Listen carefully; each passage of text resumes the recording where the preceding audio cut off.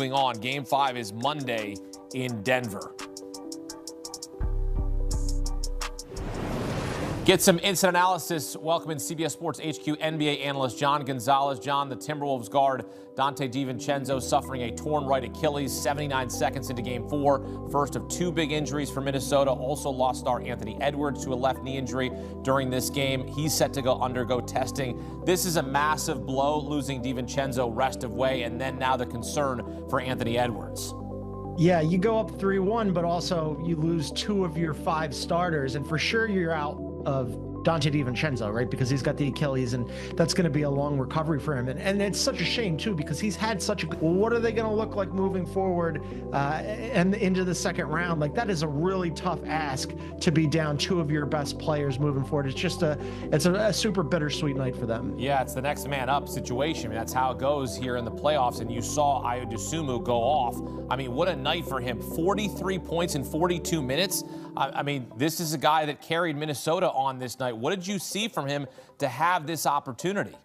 Yeah, he's a bucket. And the Wolves realized at the trade deadline that they needed to get better off their bench, because it was basically just Naz Reid off of their bench, and then they were just crossing their fingers every night and hoping that they weren't going to need anything beyond that. And they really missed Nickeil Alexander-Walker, who left in free agency and now is a starter for the Atlanta Hawks. And so the Wolves looked around and said, well, who can we get at the trade deadline that might be able to bolster our scoring? Well, boy, did they land on the right guy, because Ayo Dosunmu can flat out score, and he was super underrated and underutilized in Chicago. Comes into the Wolves, fits in seamlessly. Chris Finch has been singing his praises about how good a shooter he is.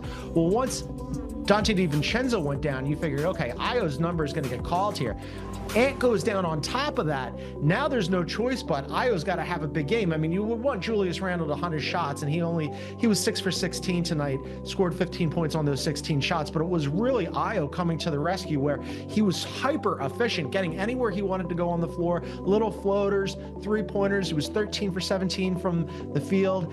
Made all 5 of his 3-point attempts, made all 12 of his free throws. When he's getting into the lane, he's got that floater, and he's getting fouled. That's a problem for the opposition, because he's also such a good free throw shooter. So they're going to need everything that Ayo Dosunmu can give them going forward if they want to keep their season afloat. I know they're up 3-1. That sounds crazy to say, but into the second round, if they should make it there, they're really going to need him. Most points off the bench in Minnesota Timberwolves playoff history, 43 points in 42 minutes, 12 for 12 from the free throw line. As you said, make your free throws, kids. I mean, he had himself a night. Now, don't like each other. And if you're the Nuggets, I understand being frustrated with Jayden McDaniels going and scoring the ball there when the game is clearly in hand. But also, you could have done your talking in the game, right? I mean, when Anthony Edwards goes down and when Dante DiVincenzo goes down, you're figuring, especially when you're already down 2-1 in this series, you absolutely have to have that game, and you're figuring you're going to be favorites for it, and instead you get run off the floor towards the end. So, sure, I get being frustrated, but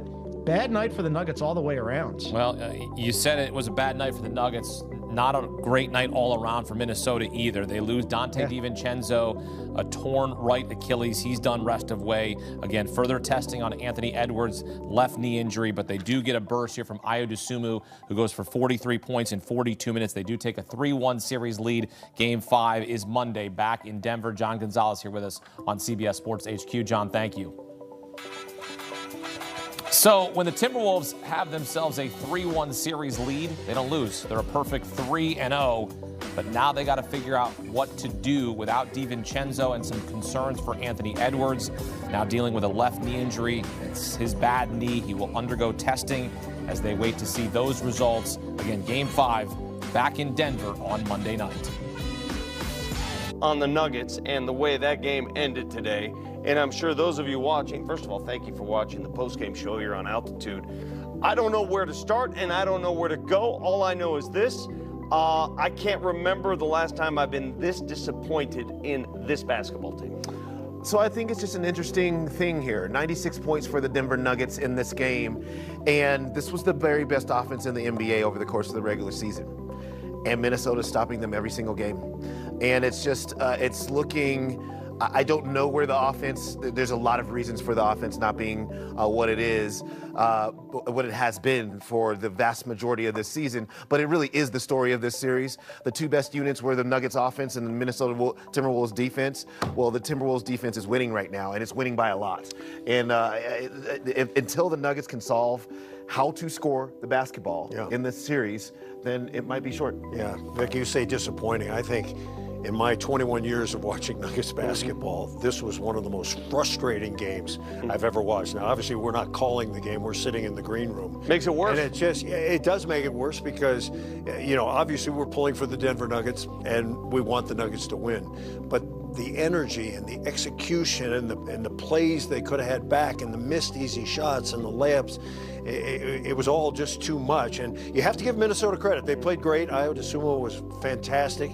But that was a game the Nuggets could have won. Yeah. I mean, they got two guys go out that are injured, but they just ramped it up. And when they ramped it up, the Nuggets couldn't hang. Yeah. As you're watching that game unfold, and we'll get to the highlights here in a moment, you're seeing two key players, Anthony Edwards and Dante DiVincenzo, go out with what looked to be devastating injuries. One is for sure. Can't help but think, wow, this series is going to take a turn. It never turned. It stayed right down that Minnesota highway, and they win again the same fashion they won the last two before it. I'm not sure the injuries help the Denver Nuggets. Usually you'd think if two great players go out, that's going to help the other team. But it seemed to kind of energize the Minnesota Timberwolves, and their reserves and their extra guys came in and played great. Yeah, correct. And look, Ayo Dosunmu did his Anthony Edwards impression. I mean, he put 43 on the board.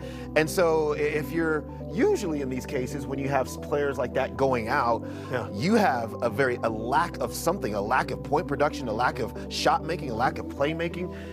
That never happened because Ayo just assumed those roles. And if that was going to happen, now the teams are back even up from a, we're going to produce anyway standpoint. So how did the Nuggets see their way through? They had to swallow a bitter pill today. Well, let's show you how it all went down. Our Toyota game. Nuggets can't perform, and then you have this little incident that just, this unwritten rules of basketball, they're happening, and Jokic took it. Yeah, I don't like the unwritten rules of any sport. I'm sorry, I'm on the other side of this. I think it was inappropriate of Nikola Jokic to go after McDaniels. You're going to run 60 feet in a game, you're getting humbled. I don't know, I just don't think he should do it. I don't think it was a good look. I know there are unwritten rules, but I'm not for them. I don't care about that. McDaniels was the same guy at Game 7 2 years ago who tried that fancy dunk. Yeah, but this was just a long pass. He laid it up and in. Maybe they're tired of Jayden McDaniels. Yeah, I think that's. So what's the consequence? Well, you get thrown out of the game. You might be suspended. Marlo, you've seen down there. Marlo, you've seen enough basketball games. The game was won. You don't shoot that basket. Who says? Who says? Vic Lombardi? How many Chris times? Dempsey? How long have you watched basketball? For 50 years. So what happens at the end of games like that? Sometimes they dribble it out. Some guy goes in and gets it done. Some guys make a layup. And they go in and get a dunk. What happens then? Everybody goes, what are you doing? You're not supposed to take that. This isn't breaking news here, Chris. I'm just telling you, the unwritten rules are, the reason they call them unwritten rules, because they're not rules. You can do whatever you want. Sure. He didn't spin. He didn't do a 360. He didn't showboat. He just laid it in and went over to the bench. I see your side as well. Well, you're not seeing it very clearly. Because you know what? If the Nuggets are mad about that, do something about it. Well, do something okay. about stopping Jayden McDaniels maybe earlier in the game. But at the end of the game with 1.3 remaining, I just think that both things are true here. One, it's an unwritten rule that he's frustrating the Nuggets for sure with his play and with his mouth. Absolutely. And then, but at the same time, you could say, well, maybe Joker shouldn't have reacted that way. All these things I think in the same bucket are actually true here. So if it had been Mike Conley doing that, he would never do it. Say he did. Would you be okay with that? First of all, or not? You know as well as I do. Mike Conley would never take that shot. Yeah. Okay. You know what? Mike Conley plays with professionals in class. How about if Nas Reed do that? Was it just because it was McDaniels? McDaniel's a big reason. Yeah. Yes. Yeah. Okay. It kind of is. So we go after McDaniels with 1.3 seconds remaining in the game. That's the answer to all the dialogue. Marlo, I love you. if you did that in a pickup game or in a game that I'd come down the court and do the same thing to you. I'd brush you off You like know a me better, fly. right? Yeah. I mean, and he would deserve it, right? No, Yeah. I just. But also, you know what he wouldn't do? Yeah. He wouldn't do that. He wouldn't do it because he knows. Because he knows. No, I'd be winning because It doesn't matter. The Nuggets are down. They're facing elimination. It's going to require a massive rally to win this series. They're down 3-1 when we come back. We will hear from Coach